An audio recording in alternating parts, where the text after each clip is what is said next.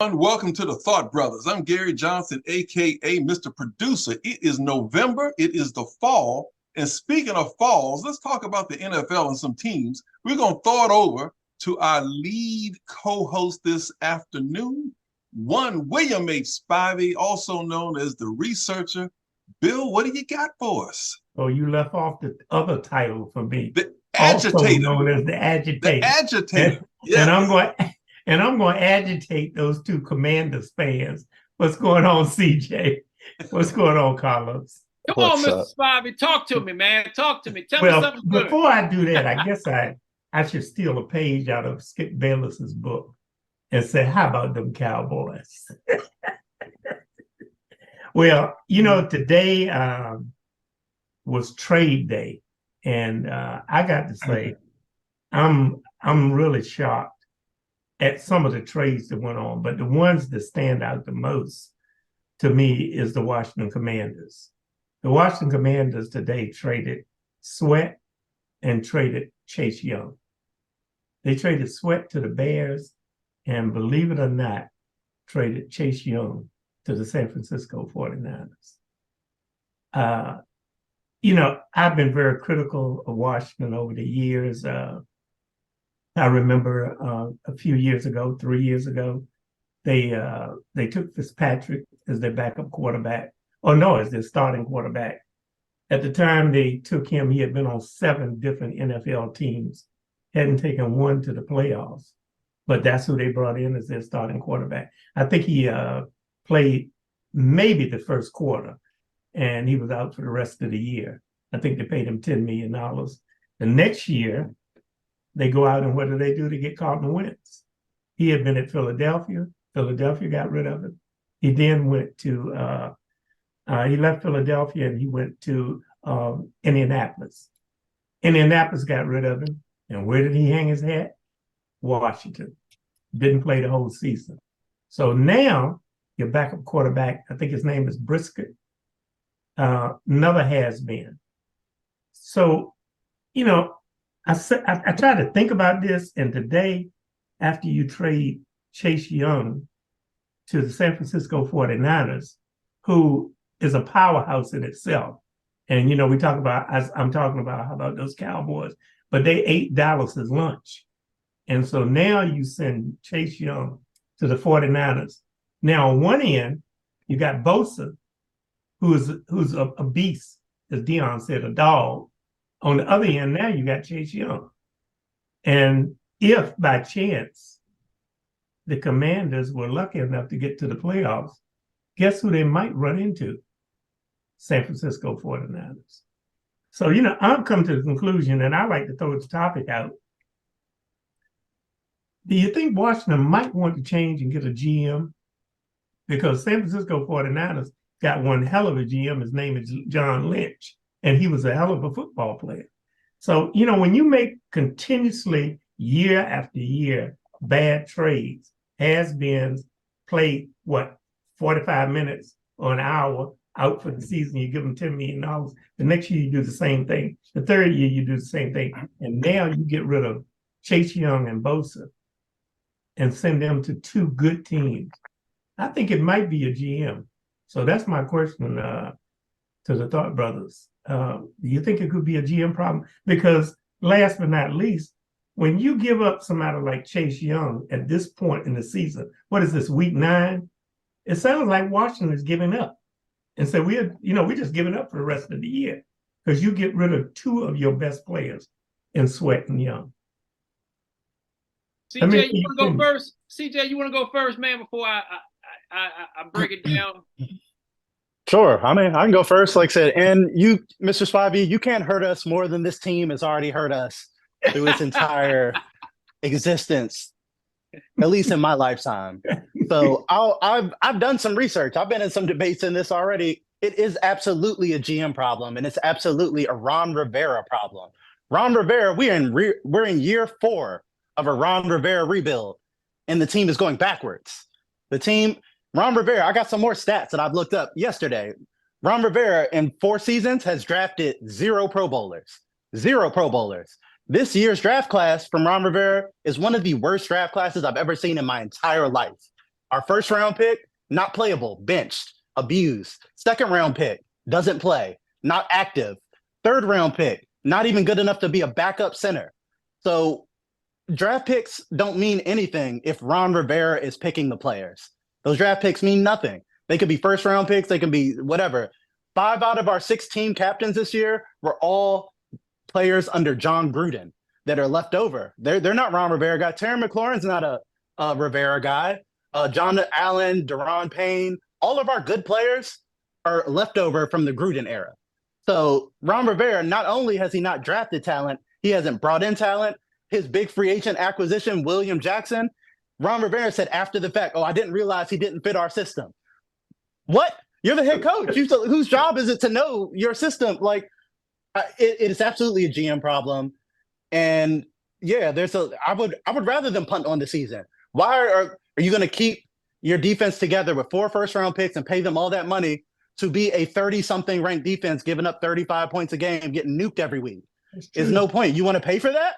You could pay top market money for that, but I'd rather see a new GM. I want what the Raiders got. My friend Terry is a Raiders fan, and his team is in the same position we are. He got everything he dreamed of last night. They fired the coach. They fired the GM. They got a new GM.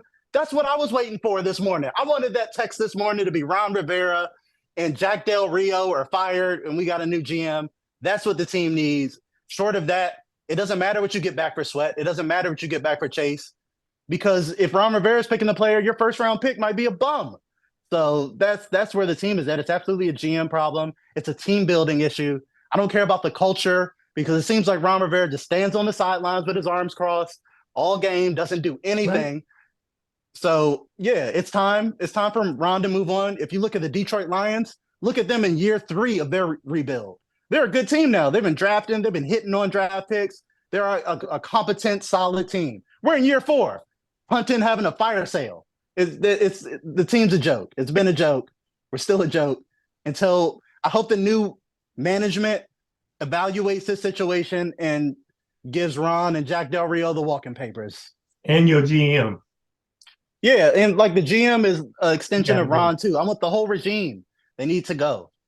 Hey, CJ, you forgot to mention, you talked about other teams. You forgot to mention how people were making excuses after the loss to the Philadelphia Eagles saying, they played them into overtime in the first game, and it was actually a competitive game. Did anybody realize that when Ron Rivera was in year 1, the Philadelphia Eagles didn't even have the same coach? They got a new coach 2 years ago. Year 2, they were in the Super Bowl, and now in year 3, they are one of the best teams in the entire NFL, and we're trying to compete with them. And Ron Rivera was here before that guy, when that guy was still an assistant with somebody. So look, perfect analysis. I'm with you. I'm on board. Being in finance, working for a financial institution, I definitely run the numbers on everything. And this may even sound crazy to you guys. Working with basically being a founder and president of a high school football alumni association, people say, what the heck does that have to do with anything? Well, I talk to players and coaches on the high school level, the college level, and the pro level. So we've had some guys that turned pro, and I like to always pick their brains when they played in the NFL about what made a great coach, okay?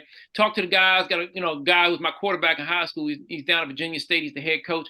And, when I talk to these guys, man, and Coach Sewell up in Morgan State, and Coach Frazier down at Virginia State, whenever I communicate with these guys, I always try to ask like some type of question.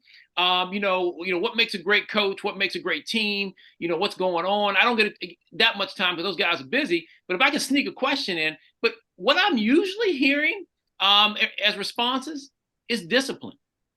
It's simply discipline. Can guys simply tackle? Can guys simply block? Can guys simply run the plays? Can guys actually simply catch passes that hit them in the hands and hit them in the face mask? I mean, it comes down to discipline. I don't think we have a disciplined team in Washington. And what makes the problem even worse is the fact that Jack Del Rio I can't even think of my head coach name. Rivera, Ron Rivera and Jack Del Rio are boys. Ron Rivera ain't firing Jack Del Rio. You would think he would fire Jack Del Rio with the defense giving up as many points as they give up to save his job. He ain't going to do it.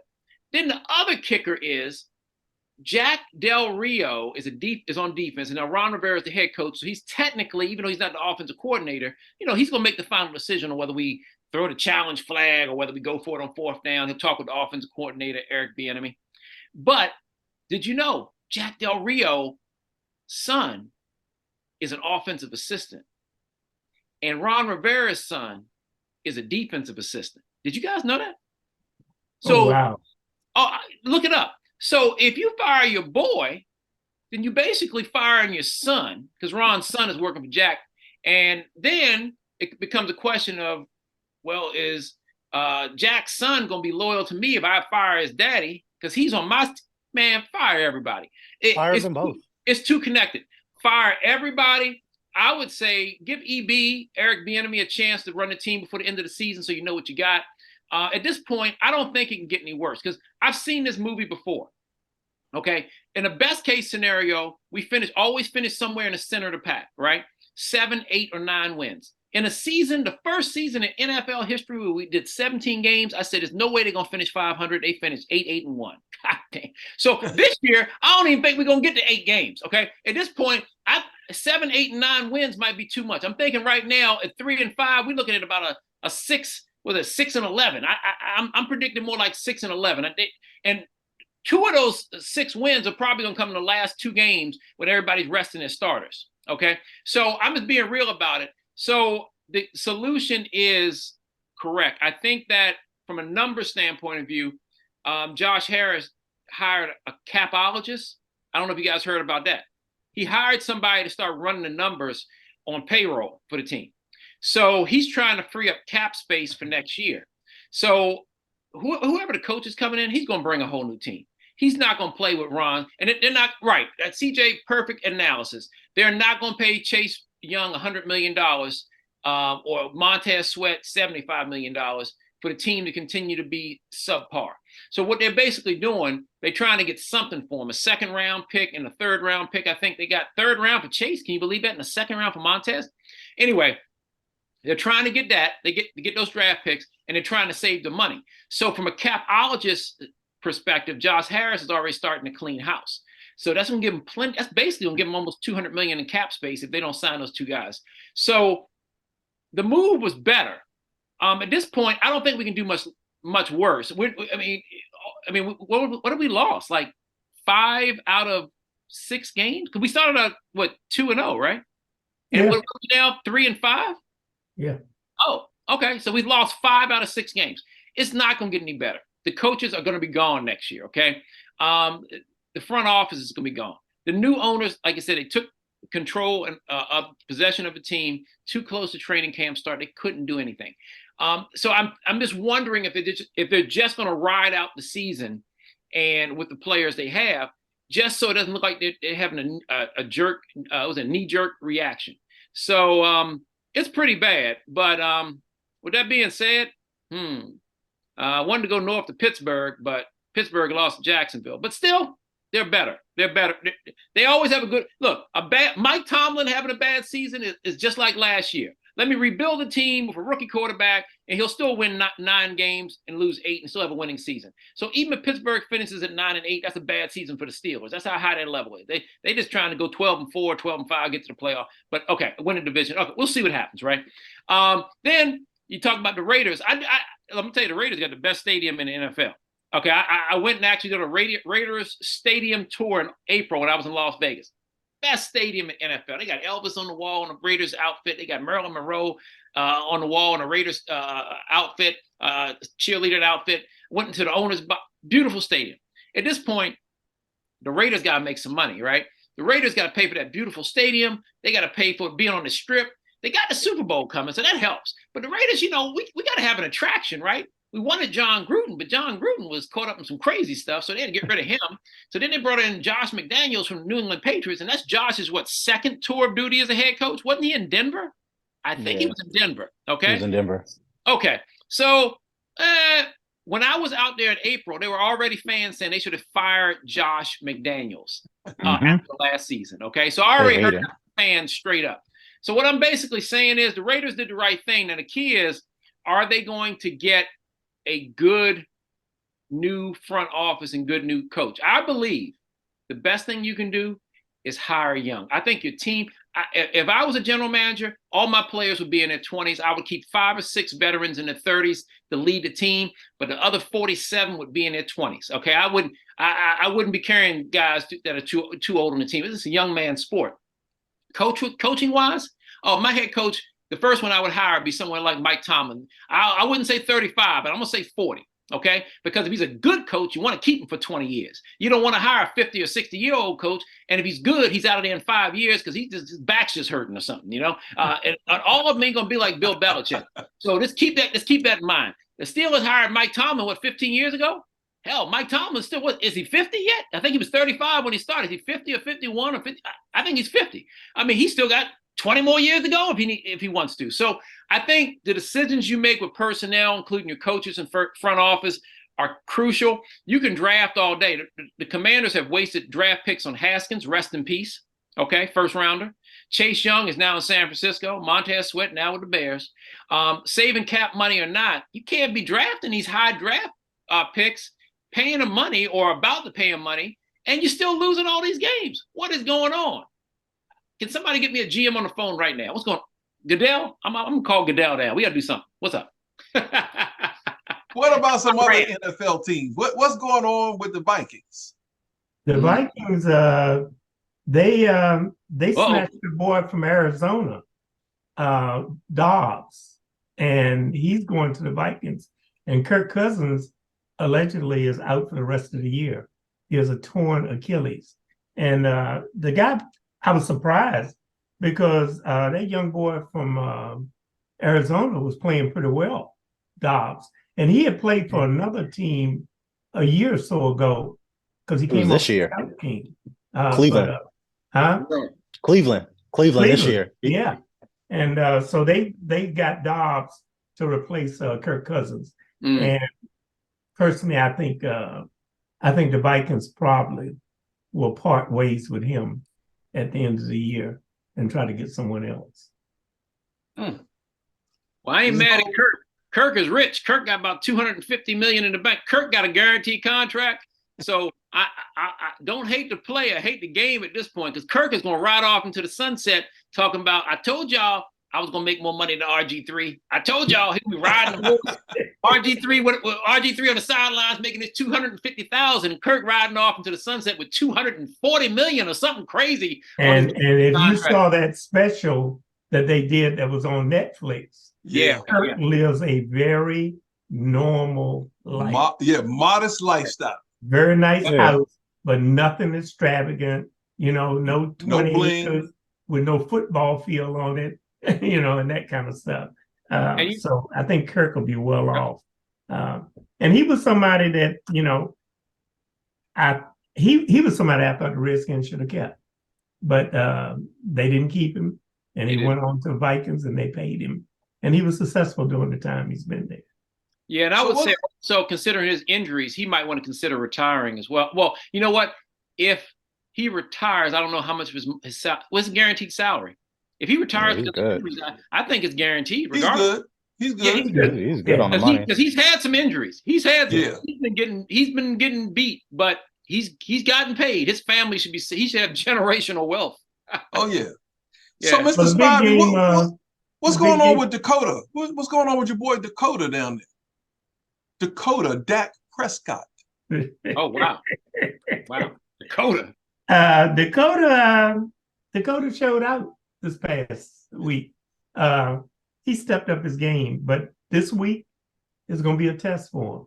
They're going up against Philadelphia, and I think they're Philadelphia's favored by 3 points by a field goal. But you know, I've been watching Philadelphia for the last couple of weeks, and they won, but the games have been very, very close.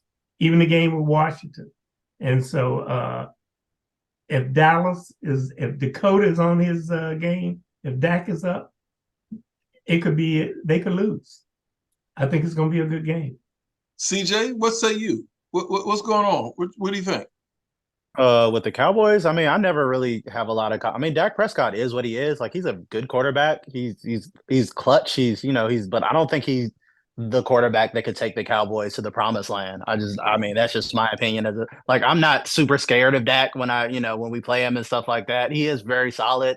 He's consistent. I think he's always going to be like a top 12 quarterback, like up there is like one of the better quarterbacks up there, kind of like a Kirk Cousins range kind of quarterback. We're like very good. If you put good things around them, they're going to make good things happen, especially with Dak's ability to scramble and things like that. But in terms of him being a consistent, accurate deep ball thrower, that's always been an issue with him for his career. And so I don't know. It's just Dak Prescott is not the scariest quarterback to me. But again, you could do a lot worse in the league for sure than Dak. And then Dallas has a lot of great weapons around him. You have a generational talent in Micah Parsons on the defensive side of the ball. So Dallas always has a ton of talent. They just never really can put it together. Well, one of the things that I noticed with Dallas, and it's going to be interesting, I'm going to be watching it on Sunday, is that Dak plays very well when he's in the lead. Yeah, but he's a front runner. If he has to come from behind, he makes mistakes. And you don't trust him. And he takes unnecessary chances. So that's going to be an interesting point, because if the defense can give him the lead, and they have been playing quite well. If you saw the interceptions, I think the boy caught the interception on Sunday. He's leading the NFL with 3 interceptions. If the defense can give Dak a lead, I think they'll beat Philadelphia. But if Philadelphia gets a lead, it's going to be interesting to see can Dak match it. Well, let me take us down one level just for a moment. Uh-oh. I think I know. I knew it was coming. I knew it was coming. Do we still believe? Do we still believe in those Colorado Buffaloes? Come on, talk to me about Coach. What's going on? Go on, Mr. Spivey. You go first. Well, the only thing I will say is I saw Deion in the interview after the loss the other night. He was really cool. He was very reserved, but I believe he was pissed. And if I was Coach Prime, I probably on Monday would have got some of my buddies from the NFL and asked them to suit up and come to practice. And I'd put them on the opposite side of the offensive line. And either you would learn how to block or you would get a beat down.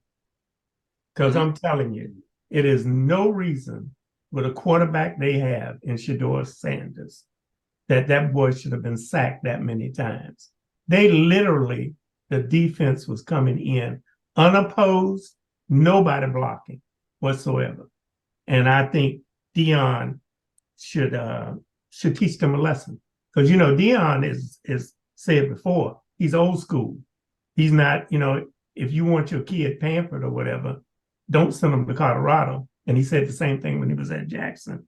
But I will say this in Deion's defense. Deion Sanders has won, 4 games?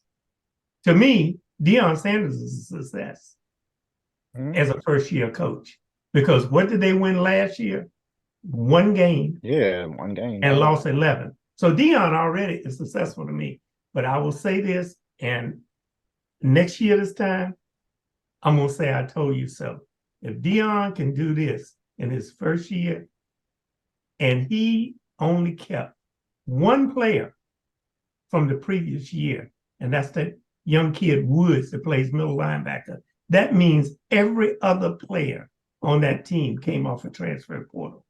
And what did he have? He had just about the same amount of time that Josh Daniels had, that bought the Commanders. He had just about that much time to get all of these players together and get them to gel as a team. I will say this, next year, I guarantee you Deion goes 11-1.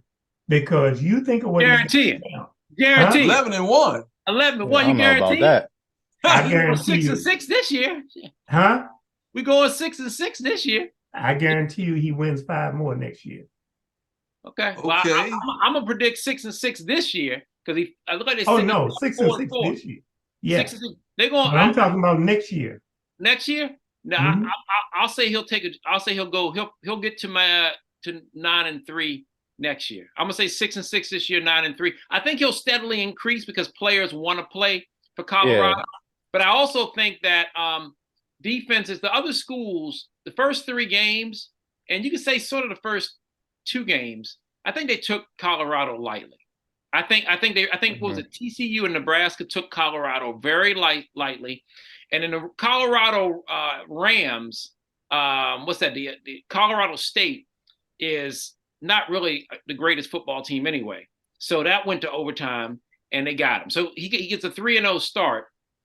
And then if I'm looking at the scores right now, he gets a 3-0 start. And then I knew he was going to lose to Oregon. So he lost to Oregon. USC, I thought that one I thought that was probably a loss too. And he did lose. And then, so that puts him at 3-2. He does get Arizona State. I thought he would get that one, 4-2. The Stanford game, he shouldn't have lost. We know that. They were up, 27-0 or 29? 29. Okay. 29-0. He shouldn't have lost that one. Now that put him at 4-3, and then they lost to UCLA, which put him at 4-4. So rest of the season, Oregon State. I'm gonna be honest with you, Oregon State's ranked 16th. They're probably gonna lose that. Go 4-5. Arizona is not ranked. They'll get that one. They'll be back to 500 at 5-5. Then they play Washington State. I think they can get that one. They'll probably go 6-5. And then against Colorado, 18th ranked Utah, that might be a loss. That might put them at 6. Yeah. So I think that's because what's happening is when you're like a new quarterback in the NFL or you're a new head coach, it takes time for teams to figure out your schemes. They don't have any film on you, right? So after the first 3 games, they got film on them. And then that's why don't get me wrong, he played 2 good teams in Oregon and USC, but they had film on them. And even Stanford got film on them. They probably said, okay, if they get up, this is what we can start doing to attack Colorado to get this game back. So once you get that film, it makes a difference. Now, the key is going to be how Deion responds to a team responding to him. One of the things I used to like about the Washington Redskins, I hope it's not against the law to say, back in the day, they show up and be like, we're going to run the ball. We're going to give it to Riggins, and we're going to run. We're going to run. We're going to eat up the clock. We're going to run you into the ground, and we're going to win. Stop us. Everybody knew what the game plan was, and they couldn't stop them. When you think about the 1980s, if they had beaten the Raiders, they would have been up there with the 49ers talking about team of the decade, okay? But they lost to the Raiders, okay, in the Super Bowl. But they were still one of the top 3 teams in the decade. I think 49ers, Washington, and the Giants, right? Okay, the Bears were probably a distant 4th because they only went to 1 Super Bowl and only played in 1 Super Bowl, but they were like 11, 12 wins every year, okay? Those are your top 4 teams from the 80s, and it's safe to say that Washington was the second best team in the 1980s, okay? So what I'm saying is they told people what they were going to do. Now, can Deion do that as a college coach? Like Alabama, they know they're going to run, they're going to pass. Everybody knows they got the film on Nick Saban, but he's still winning, right? I thought he was out of it, and somehow Alabama's back, okay? So can Deion build a program like that where his players are good enough where people know what they're going to do, and then he can start playing chess instead of checkers with the opposition? So we will see, but I'm going 6-6 this year for Colorado. I still believe, but I believe it's now going to take time to build a dominant program as opposed to walking through the door and getting comfortable. It's going to take some time but he's going to do it. But it's going to be 6, 9-3. We'll see what happens after that. All right, CJ, give us your keen analysis on Coach Prime. Pretty similar. Like Mr. Spivey was saying, it was definitely I think he was definitely frustrated after that last loss. So I don't really like the way he threw his offensive lineman under the bus, kind of like that. As a kid's but what everyone else is saying is pretty much true. It's different from the NFL. You can't quickly sign a bunch of free agents and draft a bunch of people. You have to build a team through recruiting in college. So it's going to take time. He has to get better players. Without having better players, you're not going to be able to dominate those Oregons, those dominant teams who have 5-star recruits all up and down the team. It's just going to take a couple of years. We already saw, what was said, from the early success that Deion has had with subpar players and just having some studs here and there, what he can do with a makeshift team. So once he has a team full of 5-star recruits, as he builds his profile, as players want to play there, You know, they got their jewelry, they got their drip and all that, even though they got robbed in that UCLA game. Sure And they got did. their jewelry stolen out Mhm. the locker room while they were playing, which is kind of crazy. So kind of got to clean up the little stuff like that and make sure they're not distracted with things like keeping track of their bling while they're supposed to be playing the game.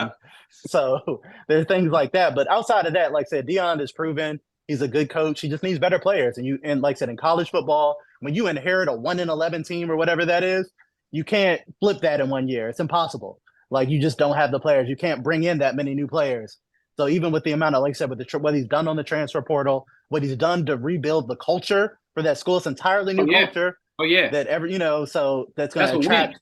all types of people. Yep. So like you said, even if he doesn't win another game for the rest of the season, this season is a success for Colorado. They Exactly built their right. foundation, the foundation of what could be the next juggernaut.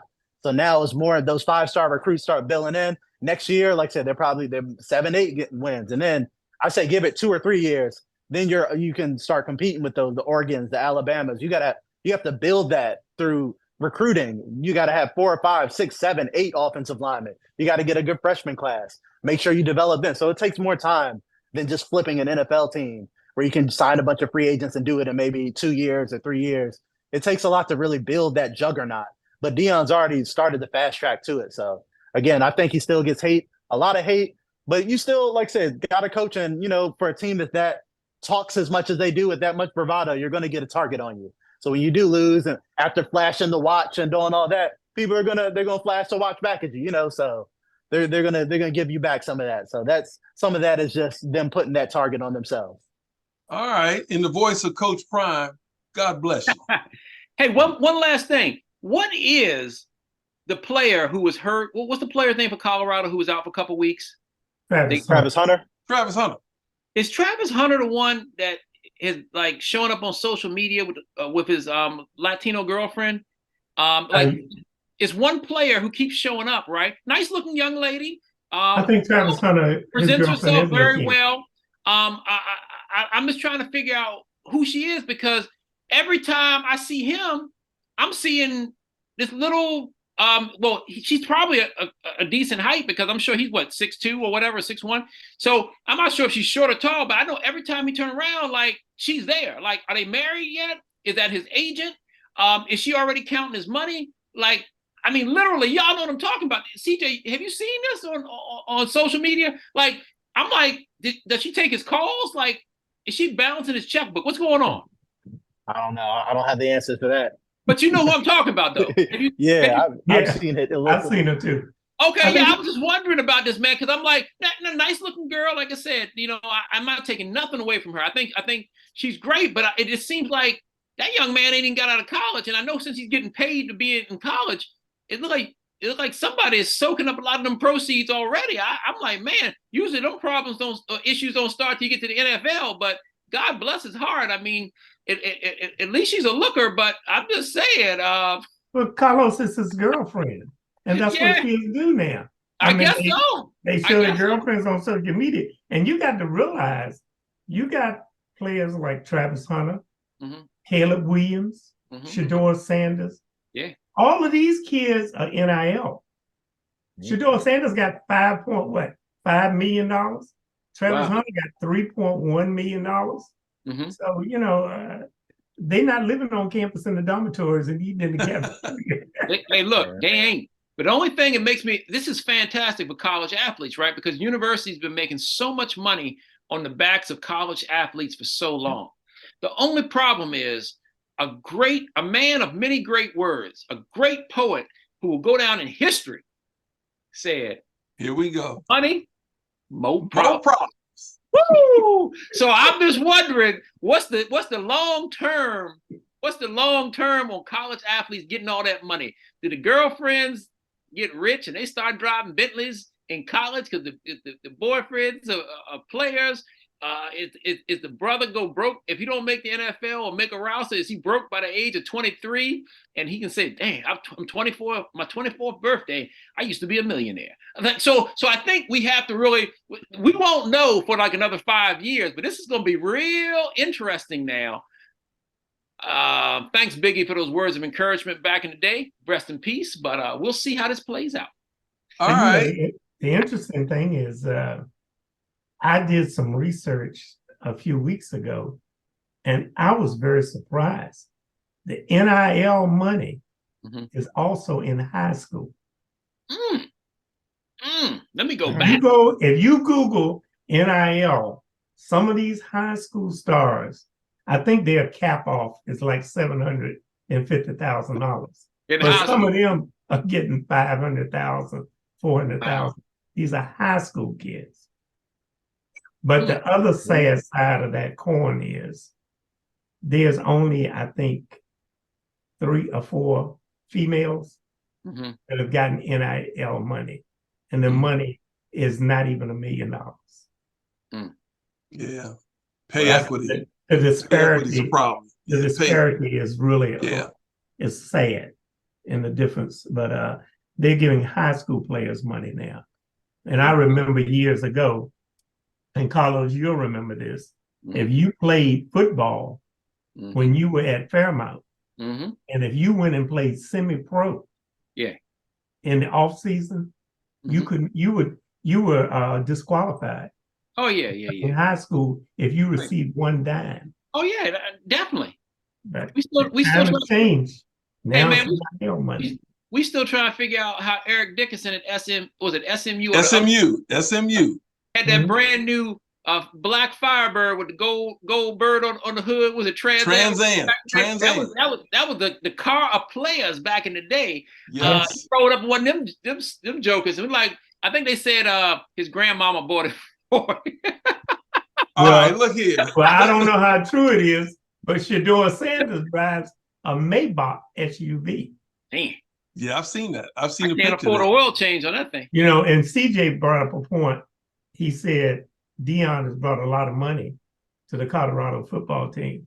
Oh yeah. But I can tell you what, Deion has brought a lot of money to Boulder. Yeah. Oh yeah, no doubt. No doubt. Oh yeah. Hey, look here. Let me switch to the hardwood before we close out.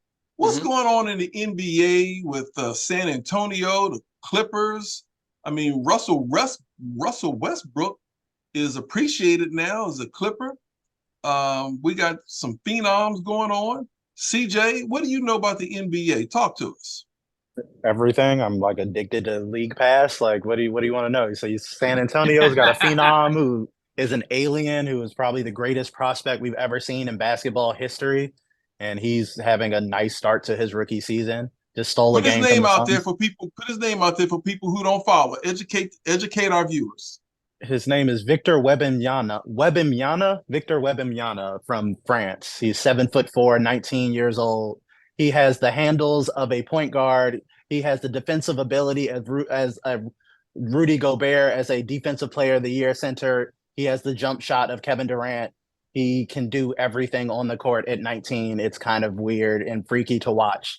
It's kind of amazing. The Spurs raised their ticket prices as soon as that ping pong ball dropped, and they have been loving it ever since. He's must-see TV every night. He turned an irrelevant team into, like I said, a player that does things you've never seen in your life every night. Like in the preseason, he blocked Klay Thompson's shot, one of the quickest releases of all time, from the three-point line, ran in transition, and got like an easy dunk from himself.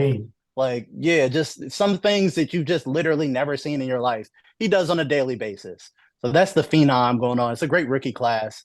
In terms of, like I said, big news, James Harden was traded. He is going to go down all time as the greatest team quitter in basketball history.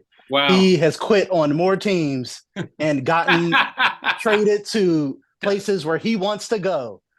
And he's quit on teams in the most craziest ways I've ever seen. He's gotten himself fat and out of shape. He has literally just quit on the court for the Nets. I watched him just not go after loose balls and stand around while the team was just getting murdered.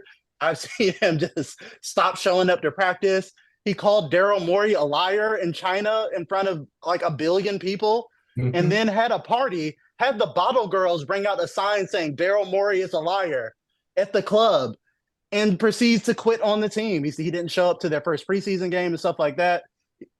James Harden has found a way to get himself traded to wherever he wants by using the worst behavior of all time and somehow keeps getting rewarded for it. But I think that's why his trade value is going down. And people are kind of getting tired of it because even if you trade for James Harden, you don't know when he's going to have a tantrum and say, I want to be traded. Because that's happened to the last 3 teams he's been on. And I feel bad for Russell Westbrook because Russell Westbrook was just coming into his own on the Clippers. He has just got a situation where the ball is in his hands. He gets to start, play point guard, control the pace. Now he's got to share the ball with Harden again. So I kind of hate that. But the Clippers, that is a great team on paper. You got Kawhi Leonard, Paul George, James Harden, Russell Westbrook. Would have been an unstoppable team in 2015. But who knows now? And let's see, locally, the Wizards fielding maybe the worst defense I've ever seen in my entire life. They're probably going to give up 150 points a season. The Wizards finally decided to tank, something that they would not do for ever. They just decided to have a mid-team for a long time. They finally blew it up. Tommy Shepard, the previous GM for the Wizards, has to be the worst GM ever, all time, any sport, basketball history. I just want to run down a few things of why the Wizards are so bad real quick. One, they're terrible contracts over the years, terrible draft picks. We're talking about Gabe Otto Porter, $100 million. Don't know why they did that. He was never that good. They gave Davis Bertans $80 million. He is a bench player that doesn't play for most teams that he's on now. He plays for the Thunder now. I think he played 2 minutes the other night. Bradley Beal got a no trade clause and $200 million. That was insane. LeBron James, Giannis Antetokounmpo, those players don't have no trade clauses. But somehow we felt like Bradley Beal deserved a no trade clause. So when you trade him, you can't get any value back because he got to pick where he went and the trade package that went for him. So you get a 40-year-old Chris Paul back for Bradley Beal. You flip that for Jordan Poole. And now Jordan Poole, one of the worst defensive players that's ever been seen and most undisciplined players and most hated players by his teammates, got punched in the face by Draymond Green, famously. That is who's leading your team with Kyle Kuzma. And yeah, it's going to be a long, long, long season for Wizards fans. I'm so sorry. Hey. And let me ask you something, CJ. Go ahead, Mr. Spivey. I got to weigh in on somebody's son on the Wizards after you get done. Go ahead. CJ, let me ask you a question. I read about this stuff with that crazy James Harden. I think one of the games a few weeks ago, security wouldn't let him on the plane because he hadn't practiced and said that he didn't practice because of personal reasons. I'm going back to the same point I went to with the Commanders. What kind of GM would take James Harden when you got a team with Kawhi Leonard and Westbrook and your team is jiving? What is the mindset of bringing a disruptor like James Harden to your team? I guess I'm missing something. I don't understand what these general managers are thinking when they do something like that. And as far as Washington, Gary and Carlos has heard me say this before, but years ago when Dion left San Francisco, I think it was, to come to Washington, and they were on him about, why are you going to Washington? It's a losing team. And Dion said, I was at Dallas and I was at San Francisco to play football. I'm going to Washington to get paid. And that has always been a rap that Washington teams have had. They pay a lot of money, but they don't require a lot out of the players. But I was just wondering, do you have an opinion on why the hell GM would have brought Harden to a team? 2 reasons. Winning? Yeah, there's only 2 reasons you make this move as the Clippers. One, this is a desperate win now. We are all in because all their star players have player options for the next year. So Kawhi, Paul George, and Westbrook could all leave, and Harden is on an expiring contract. So you're putting all your chips on the table, and they're doing that because they don't have any young assets. They had a big trade with Oklahoma City to get Paul George. They traded 7 first-round picks and their best young player to Oklahoma City. That player now is Shai Gilgeous-Alexander, who averages 30 points a game and is all NBA first team, who might be better than Paul George at this point, but and younger. So you traded all your young assets, like more than NBA history, like 7 first-round picks That's your future for the next 7 years or so. You traded away for this core of team, and it's injury insurance because as much as I do, Kawhi Leonard will do load management, miss half the season, and then still get hurt in the playoffs and miss the rest of the playoffs. Yep. So it's like you can't trust his health. Paul George, you can't trust his health, as great as they are when they're healthy. So I think this is an insurance move. If one or both of them gets hurt, you still have another star, and they can figure it out. I think it's just an all-in. We're going to get the best players we can for 1 year, and we're going to try to go all in for a ring because they know they don't really have a sustainable future. Well, in the words of Carlos, I hope don't nobody buy a James Harden jersey. Don't do it. Don't do it. Get your own name on the back of your jersey nowadays. Players don't last long. Get your own name. Get your own name. Or get a retired player. You get a retired player, you're good. Dr. J can't be traded. Hey, look. We talk about fathers and sons in the organization. Don't get me wrong, man. Don't get me wrong. Wes Unseld was the greatest player in the history of Washington NBA basketball. Come on, man. Y'all hired his son because he was Wes Unseld's son. Y'all can say what y'all want. But that was Wes's son. Give him a shot. He had been an assistant with Denver. Denver didn't win nothing when he was there, but he had been an assistant in the league.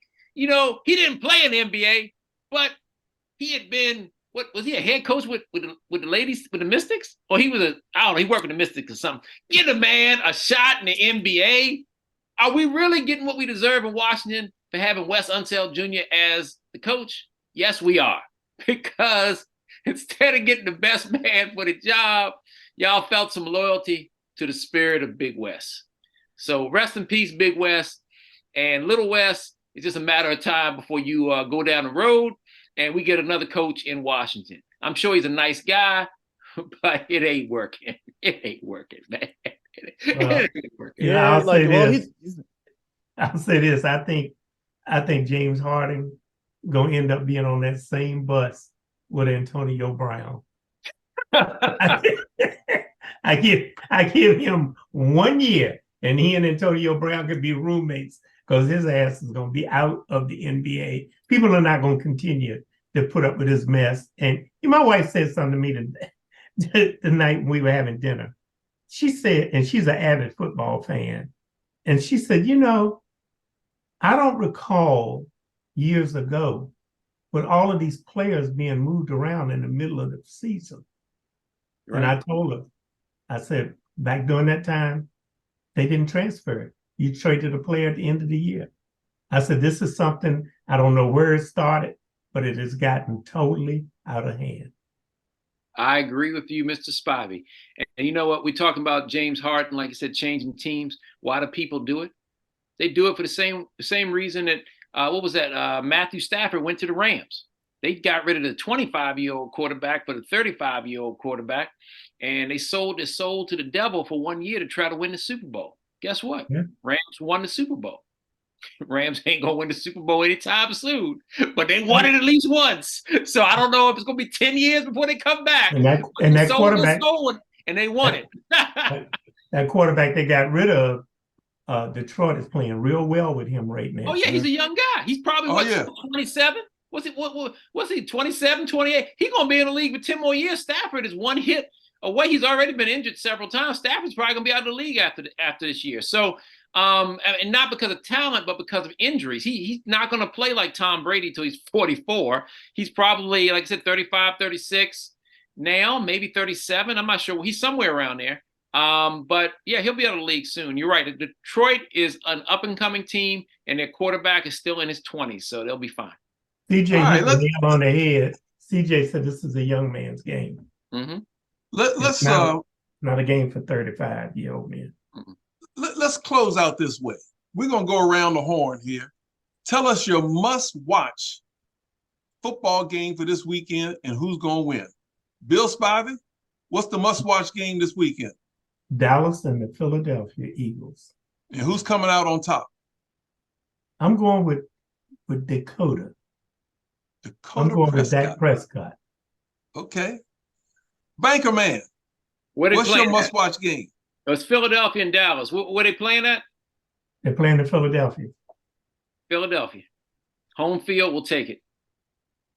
Home field Okay. will take it. CJ? Yeah, I'm picking Philly. Somebody got to stop AJ Brown. I ain't seen anybody stop AJ Brown all season. Okay.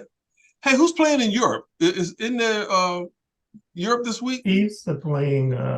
Chiefs and is it Miami? Yeah, that's who it is. The Chiefs and in the Miami. Dolphins Okay. at 9:30 in the morning on Sunday. Yeah, in the morning. Yeah. Give us your picks on that one, because you know the Chiefs lost this past week. Oh, I would go with the Chiefs. Chiefs ain't gonna lose 2 in a row. I'm going with the Chiefs too. Taylor Swift and all them people gonna be over there cheering for the Chiefs. They're gonna. You know, they 2 in a row. I heard she's not going to be there, but Oh, she ain't gonna be there. that's what I heard. I don't know. You know, that probably would be a good move, because I heard that if you think we're fanatical here in America for stars, I heard overseas if they really love you, man, they tear that stadium down to get to Taylor Swift. So if she ain't performing, that might be a good move on her part not to go. well, I'm gonna go with Miami because I think Tyreek Hill is gonna punish Woo. Yep. Kansas I'm going with the City cheetah.